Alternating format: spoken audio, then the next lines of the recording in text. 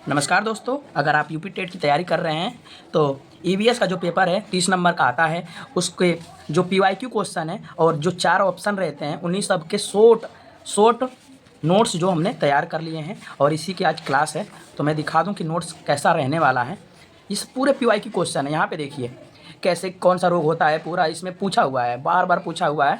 और यहाँ पे देखिए वन जीव संरक्षण, पर्यावरण संरक्षण कब अधिनियम आया, ये बार बार रिपीटेड क्वेश्चन है और आ रहे हैं। तो यहाँ पे हम लोग बहुत इन सब 4 पेजों में है ये, इसको कंप्लीट कर लेंगे अभी। तो शुरू करते हैं अपना क्वेश्चन पेपर। ये 2021 का पेपर है, 2021 का यूपी टेट का। तो यहाँ पे देखते हैं, यहाँ पे पूछा था कि ध्रुव तारा किधर है। तो ध्रुव तारा नॉर्थ में डायरेक्शन में बताता है। तो यहाँ पे हम लोग देख लेते हैं तारा से संबंधित। तो कुल तारामंडलों की संख्या कितनी है, तो 88 है। और सबसे बड़ा तारा कौन सा है, तारामंडल कौन सा है, तो सबसे बड़ा तारामंडल हाइड्रा है। और सप्तऋषि तारामंडल के द्वारा ध्रुव तारे की संकेत मिलता है और ध्रुव तारा हमें नॉर्थ दिशा का ज्ञान बताता है। ठीक है, ये हमने देख लिया तारामंडल से संबंधित जितने भी क्वेश्चन आएंगे। यहाँ पे प्रोजेक्ट टाइगर है, तो प्रोजेक्ट जो टाइगर है 1 अप्रैल 1973 को इसकी शुरुआत की गई और इसकी शुरुआत जिम कॉर्बेट नेशनल पार्क से प्रारंभ हुई। तो इसको बस 2 ही लिख लेंगे, प्रोजेक्ट टाइगर 1 अप्रैल 1973 और जिम कॉर्बेट नेशनल पार्क से इसका प्रारंभ हुआ प्रोजेक्ट टाइगर का। और टाइगर स्टेट कहा जाता है मध्य प्रदेश को, एमपी को यानी। और देखिए नेशनल एनिमल कौन सा है, तो हमारा नेशनल एनिमल टाइगर है। और नेशनल एनिमल कब घोषित किया गया, तो 1972 में घोषित किया गया। तो आगे बढ़ते हैं दोस्तों। नेशनल पार्क देखेंगे, यहाँ पे बहुत बार क्वेश्चन आया हुआ है, तो नेशनल पार्क देख लेंगे। तो देखिए कान्हा, पन्ना, पेंच, सतपुड़ा और माधव ये मध्य प्रदेश के हैं और मध्य प्रदेश के नेशनल पार्क हैं। कान्हा, पन्ना, पेंच, सतपुड़ा, माधव ये मध्य प्रदेश के नेशनल पार्क हैं। सुंदरवन कहाँ का है, तो वेस्ट बंगाल, पश्चिम बंगाल का है। मन्नार की खाड़ी कहाँ का है, तमिलनाडु का है। और वहीं पे देखिए गिर जो नेशनल पार्क है किसके लिए प्रसिद्ध है, तो एशियाई शेर के लिए। गिर, वंसदा, ब्लैक बक और घोड़सर अभयारण्य ये कहाँ पे हैं, तो ये गुजरात के हैं। तो घुड़सर अभयारण्य किसके लिए प्रसिद्ध है, तो जंगली गधा के लिए प्रसिद्ध है। तो देख लेंगे गिर, वंसदा, ब्लैक बक, घुड़सर अभयारण्य ये सब गुजरात में पड़ता है। ये डायरेक्ट स्टेट पूछा था दोस्तों, तो बस हम लोग को स्टेट याद करना है। गिर, वंसदा, ब्लैक बक, घुड़सर अभयारण्य कहाँ पे पड़ेगा, तो गुजरात में पड़ेगा। अगला क्वेश्चन रहेगा दोस्तों, और यहाँ पे 2-3 और बच रहे हैं। तो बिहार में बस एक ही नेशनल पार्क है, वाल्मीकि नेशनल पार्क, तो इसको देख लेंगे। वाल्मीकि नेशनल पार्क बिहार से है।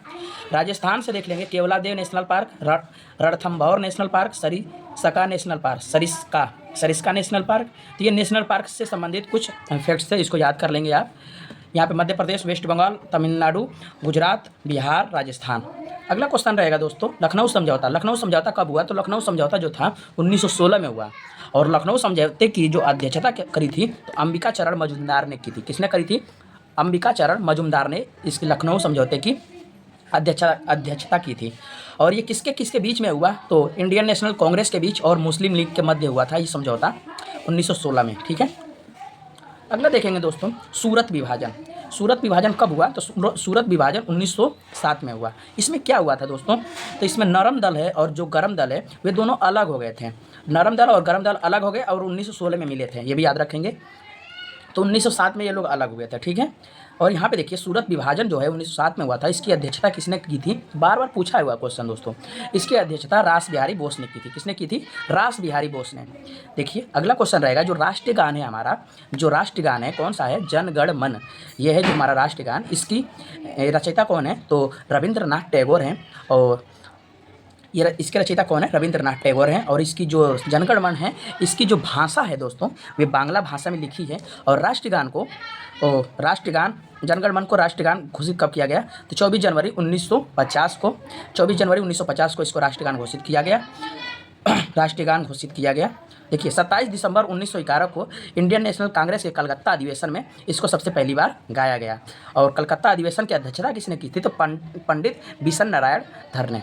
किसने की थी, तो पंडित बिशन नारायण धर ने की थी। ठीक है, तो 27 दिसंबर 1911 को इंडियन नेशनल कांग्रेस के कलकत्ता अधिवेशन में इसको गाया गया और इसकी अध्यक्षता किसने की, तो पंडित बिशन नारायण धर ने। और रविंद्रनाथ टैगोर को एक याद रखेंगे, तो रविंद्रनाथ टैगोर को साहित्य का नोबेल भी मिला है जो 1913 में मिला।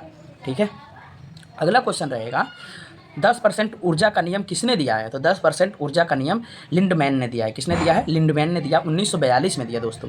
10% ऊर्जा का नियम लिंडमैन ने दिया, 1942 में दिया। ऊर्जा का नियम यानी कि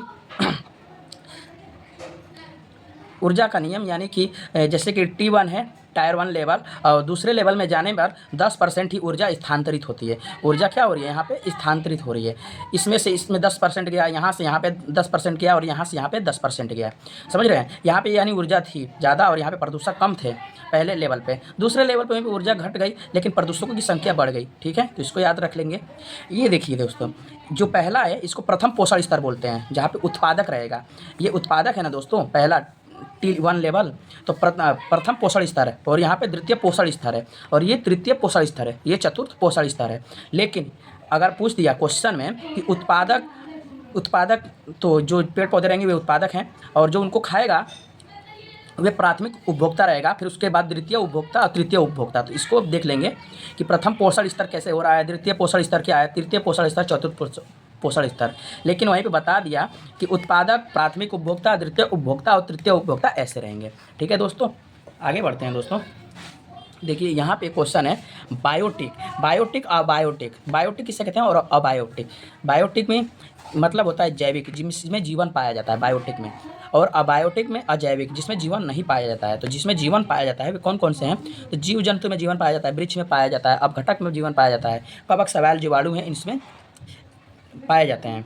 लेकिन अबायोटिक क्या है? तो मृदा है, प्रोटीन है, फास्फोरस है, ऐसे कुछ रहेगा जिसमें जीवन नहीं पाया जाता है। ये क्वेश्चन आया हुआ है, चारों ऑप्शन जो आते हैं उनको भी तोड़ मरोड़ कर यहाँ पे बढ़िया से कंपाइल किया गया है। अगर आप इसको करके जाते हैं तो आपके जितने भी PYQ क्वेश्चन है रिवीजन हो जाएंगे और आपका फैक्ट्स भी बहुत मजबूत होगा।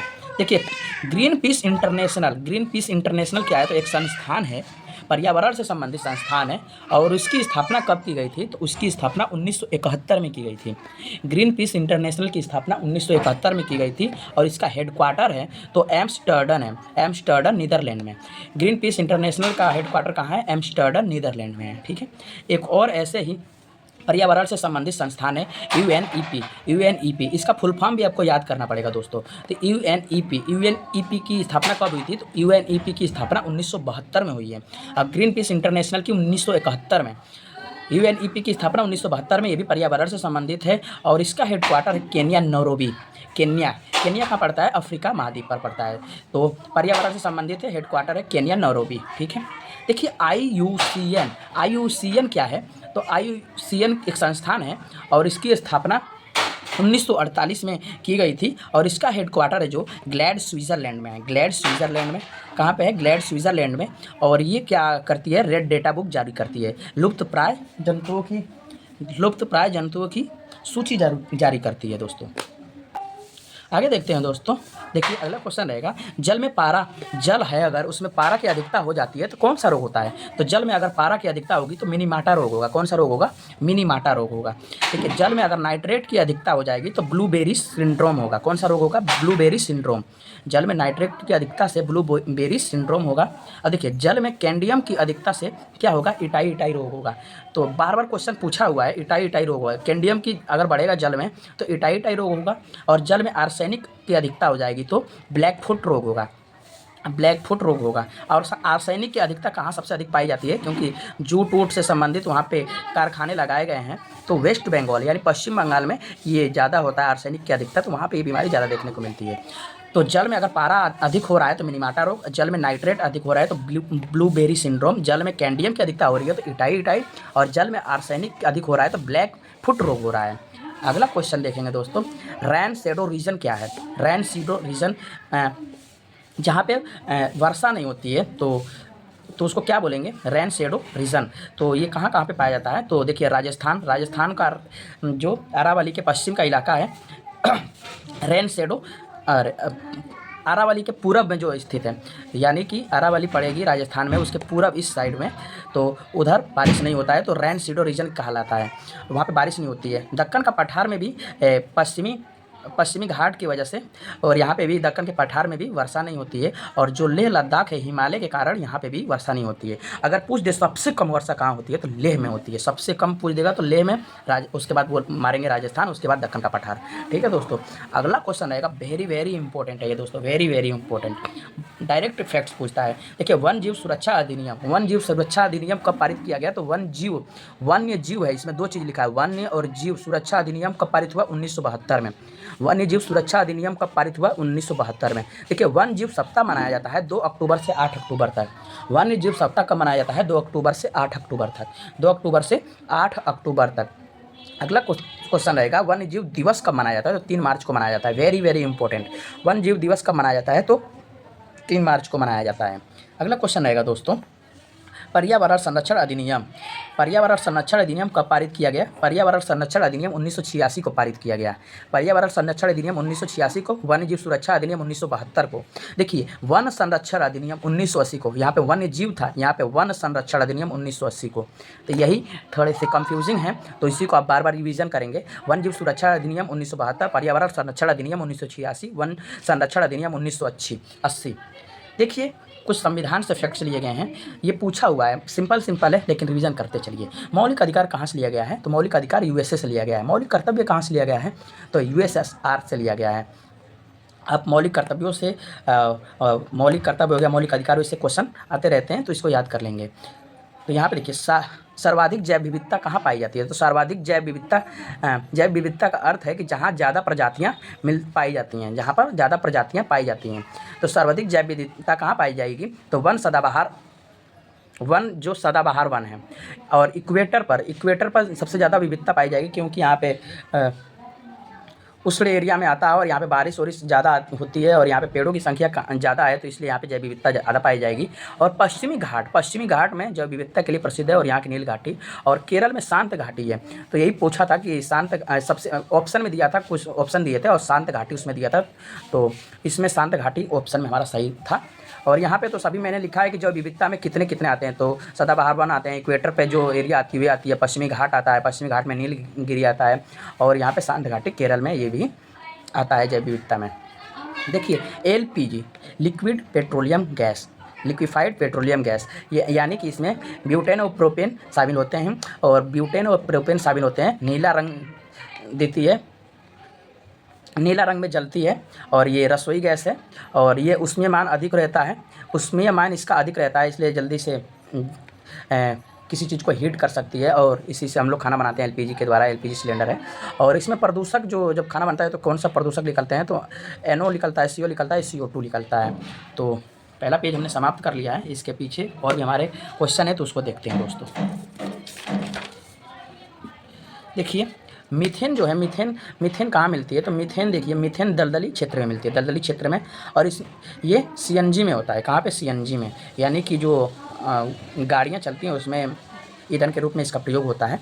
और जो मीथेन है ये बायोगैस में भी होती है, जैसे कि जानवरों के मल में होता है, और गोबर खाद में होता है, तो इसमें होता है, ये बायोगैस है, ये खेत के लिए बहुत उपयोगी है। तो अगला क्वेश्चन रहेगा दोस्तों हमारा, पारिस्थितिक तंत्र। देखिए, पारिस्थितिक जो तंत्र है, इकोसिस्टम शब्द किसने दिया था सर्वप्रथम? तो इकोसिस्टम शब्द सर्वप्रथम A.G. टैंसले ने दिया था। A.G. टैंसले ने दिया था। पारिस्थितिक तंत्र, इकोसिस्टम, पारिस्थितिक तंत्र शब्द सबसे पहले A.G. टैंसले ने 1935 में दिया था। और पारिस्थितिक तंत्र क्या होता है? जहाँ पर जैविक और अजैविक अपने में अंतरक्रिया करते हैं, जहाँ पे सजीव और निर्जीव अपने में अंतरक्रिया करते हैं, उसे ही पारिस्थितिक तंत्र कहते हैं। और पारिस्थितिक तंत्र शब्द का प्रयोग सर्वप्रथम A.G. टैंसले ने 1935 में किया था। अगला क्वेश्चन रहेगा दोस्तों, पारिस्थितिक तंत्र। यहाँ पे देखिए, पारिस्थितिकी और यहाँ पे पारिस्थितिक तंत्र था। पारिस्थितिक तंत्र पूछेगा तो A.G. टैंसले, और पारिस्थितिकी पूछेगा, पारिस्थितिकी यानी इकोलॉजी एक सब्जेक्ट हो गया। तो इकोलॉजी शब्द किसने दिया था? तो अर्नेस्ट हैकल ने दिया था। किसने दिया था? अर्नेस्ट हैकल। ये याद रखें, वेरी वेरी इंपॉर्टेंट, क्योंकि हम लोग पर्यावरण पढ़ रहे हैं, तो ऐसे क्वेश्चन बार बार पुनरावृत्ति हो रही है। तो यहाँ पे A.G. टैंसले पारिस्थितिक तंत्र, और पारिस्थितिकी तो अर्नेस्ट हैकल ने। देखिए, समतापमंडल, जो तापमंडल है, समतापमंडल में ही ओजोन परत पाई जाती है। क्या पाई जाती है? ओजोन परत पाई जाती है। और यहाँ पर क्या होता है, जो ओजोन परत होती है हमारी UV रेस से हमको प्रोटेक्ट करती है, जो कि UV रेस अगर ओजोन परत ना रहे तो ज़मीन पे आएगी, तो इससे कैंसर बहुत सारी बीमारियाँ हो सकती हैं।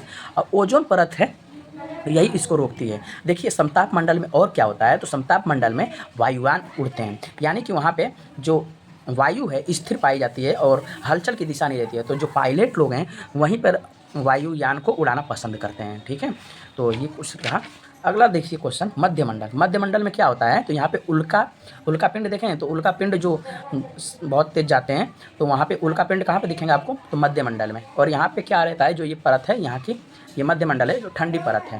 देखिए एक आयन मंडल होता है सबसे ऊपर, तो ये रेडियो तरंगों का परावर्तन यहाँ से होता है, और इसी के माध्यम से हम टेलीविज़न, ओलीविज़न, दूरदर्शन जैसे कि प्रोग्राम हो गया, तो वहाँ पे हम लोग भेजे हुए हैं सैटेलाइट, वहीं से ये सब लड़के आता है तो हम लोग सुन पाते हैं। ठीक है, अगला क्वेश्चन रहेगा दोस्तों, अगला क्वेश्चन ये रहेगा कि भारतीय जो संसद है, भारतीय संसद द्वारा जैव विविधता एक्ट कब पारित किया गया। तो भारतीय संसद द्वारा ये फैक्ट पूछा था, डायरेक्ट पूछा था। तो भारतीय संसद द्वारा जैव विविधता अधिनियम 11 दिसंबर 2011 को पारित किया गया। तो जैव विविधता एक्ट कब पारित किया गया, तो 11 दिसंबर 2011 को पारित किया गया। देखिए बायोडाइवर्सिटी जो दिवस है कब मनाया जाता है, बायोडाइवर्सिटी दिवस मनाया जाता है, जैव विविधता दिवस कब मनाया जाता है, तो 22 मई को मनाया जाता है। देखिए अम्लीय वर्षा, यहाँ पे क्वेश्चन आ गया, अम्लीय वर्षा क्या होता है। तो जो देखिए जो पीएच मान होता है पानी का, अगर 5.6 से कम हो जाए, 5.6 से कम हो जाए तो अम्लीय वर्षा कहते हैं उसको।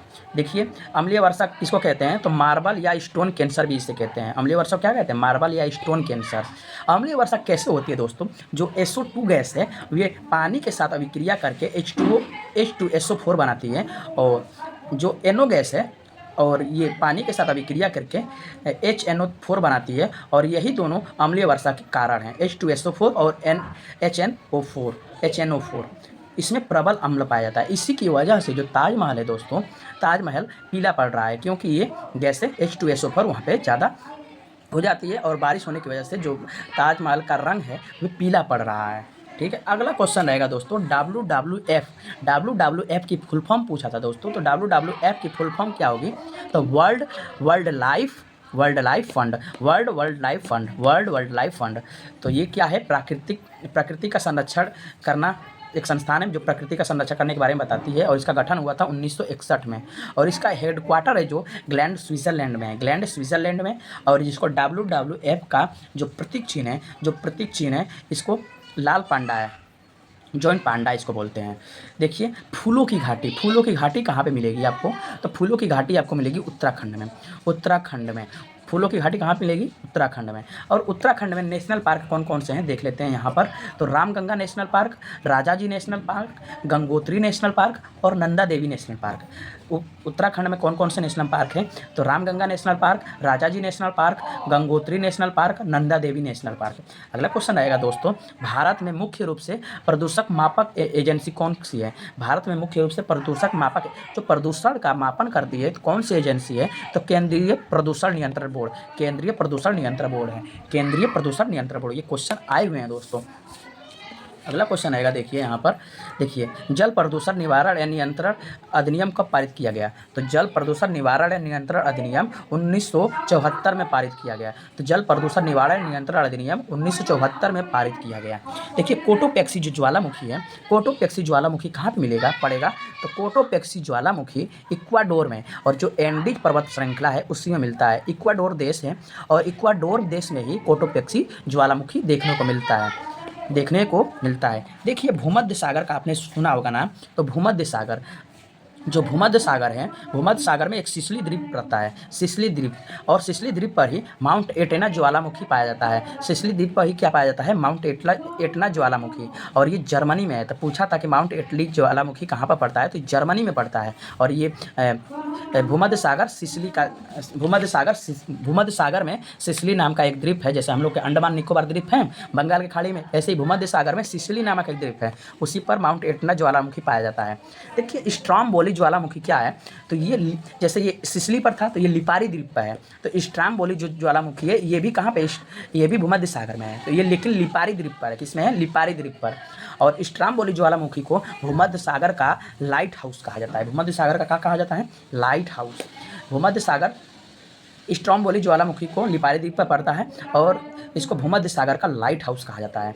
देखिए तिब्बत की सांगपो नदी है, जो सांगपो नदी है वो भारत में किस नाम से जानी जाती है, तो तिब्बत की सांगपो नदी है वो भारत में ब्रह्मपुत्र नदी के नाम से जानी जाती है, ब्रह्मपुत्र नदी के नाम से। देखिए गंगा को बांग्लादेश में, जो गंगा नदी है हमारी 2525 किलोमीटर इसकी लंबाई है, तो ये बांग्ला में जब प्रवेश करती है दोस्तों, तो इसको क्या नाम दिया गया है, तो इसका नाम वहाँ पर है जमुना। क्या नाम है? जमुना। देखिए हम लोगों ने जितने भी यहाँ पे 2021 के पेपर थे उसको कंप्लीट कर लिया है। यहाँ से 2019 के चलेंगे। देखिए हम लोग एक क्वेश्चन को में 4 जो ऑप्शन आते हैं उन सभी को एक ही साथ कंप्लीट करते हुए चल रहे हैं, तो आपका बहुत बढ़िया रिवीजन हो रहा है।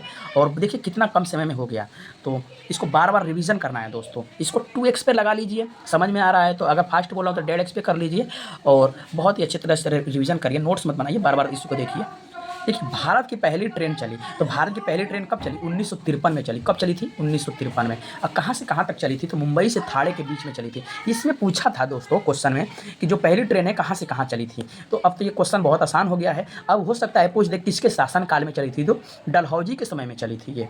तो भारत की पहली ट्रेन 1953 में चली और ये मुंबई से थाड़े के बीच में चली। और उस समय कौन गवर्नर था? तो यहाँ पे डलहौजी था। देखिए सबसे लंबा प्लेटफार्म कौन सा है? तो पहले गोरखपुर था, अब गोरखपुर से लंबा हो गया है हुबली। हुबली नाम का एक प्लेटफार्म है और ये पड़ता है कर्नाटक में, और इसकी जो लंबाई है 1.5 किलोमीटर है। 1.5 किलोमीटर। देखिए एशिया का सबसे बड़ा पशु मेला कहाँ लगता है? तो एशिया का, पूरा एशिया का बात हो रहा है दोस्तों। एशिया का सबसे बड़ा पशु मेला बिहार के सोनपुर में लगता है। एशिया का सबसे बड़ा पशु मेला बिहार के सोनपुर में लगता है, सोनपुर में लगता है। अगला क्वेश्चन रहेगा दोस्तों, राष्ट्रीय एकता परिषद। राष्ट्रीय एकता परिषद 1961। राष्ट्रीय एकता परिषद 1961। राष्ट्रीय एकता परिषद की स्थापना कभी? 1961 में। और इसके पहले अध्यक्ष कौन रहे? तो इसका अध्यक्ष जो रहता है राष्ट्रीय एकता परिषद, पीएम होते हैं। तो उस टाइम 1961 में कौन पीएम थे? तो जवाहरलाल नेहरू जी थे। और इसका हेडक्वार्टर जो कहाँ पे है? इसका दिल्ली में है। देखिए अगला क्वेश्चन रहेगा, जो पॉलिटी से 2-3 क्वेश्चन आ गए हैं तो यहाँ पे देख लेते हैं। देखिए समानता का अधिकार कहाँ पे मिलता है? तो 14 से 18 में। ये मौलिक अधिकार है। समानता का अधिकार में कितने, ये मौलिक अधिकार है 14 से 18 में। मौलिक अधिकारों में 12 से 35 तक बात की गई है और मौलिक अधिकार भाग 3 में पाए जाते हैं। भाग 3 में पाए जाते हैं और कहाँ से लिए गए हैं? तो ये यूएसए के संविधान से लिए गए हैं, यानी अमेरिका के संविधान से लिए गए हैं। देखिए यहाँ पे अगला क्वेश्चन रहेगा, लचीला संविधान किसे कहते हैं? तो लचीला संविधान किसे कहते हैं? तो लचीला संविधान ब्रिटेन को कहते हैं। और यहाँ पे साधारण बहुमत से ही कोई विधेयक पारित हो जाता है। तो ये यहाँ का जो संविधान है लचीला संविधान है। देखिए भारत का जो संविधान है लचीला प्लस कठोर दोनों का मिश्रण है। इसका मिश्रण है, लचीला प्लस कठोर दोनों का मिश्रण है। देखिए यहाँ पे कुछ और फैक्ट्स हैं, जिससे टुंड्रा जो हो गया, टुंड्रा ये ठंडा प्रदेश होता है। जैसे ध्रुवीय क्षेत्र में सबसे ज़्यादा जो ऊपर जाएंगे तो ये टुंड्रा मिलता है, सबसे ठंडा प्रदेश है। और यहाँ पे क्या क्या पाए जाते हैं? तो ध्रुवीय भालू मिलता है, रेंडियर मिलता है। तो यही क्वेश्चन में आया था कि रेंडियर कहाँ पे मिलता है? तो रेंडियर टुंड्रा प्रदेश में मिलता है। कहाँ पे मिलता है? रेंडियर टुंड्रा प्रदेश में मिलता है। और टुंड्रा में क्या मिलते हैं? तो ध्रुवीय भालू मिलता है, रेंडियर मिलता है, पेंगुइन मिलता है, सील मिलता है और कस्तूरी बैल मिलता है। इनकी जो मोटी फर होती है जो इन्हें ठंड से बचाती है, तो टुंड्रा में ये सभी मिलते हैं। उन सबको याद कर लेंगे, ध्रुवीय भालू, रेंडियर, पेंगुइन और सील और कस्तूरी बैल। और इनकी जो फर है मोटी होती है जो इनको ठंड से बचाती है। दोस्तों इस वीडियो में यही इतना ही रहने देते हैं, अगले वीडियो में जो पूरा है कंपाइल कर देंगे। अगर आपको वीडियो अच्छी लगी है तो इस वीडियो को लाइक शेयर सब्सक्राइब कर लें चैनल को, और मिलते हैं दूसरे पार्ट में इसके ईवीएस के।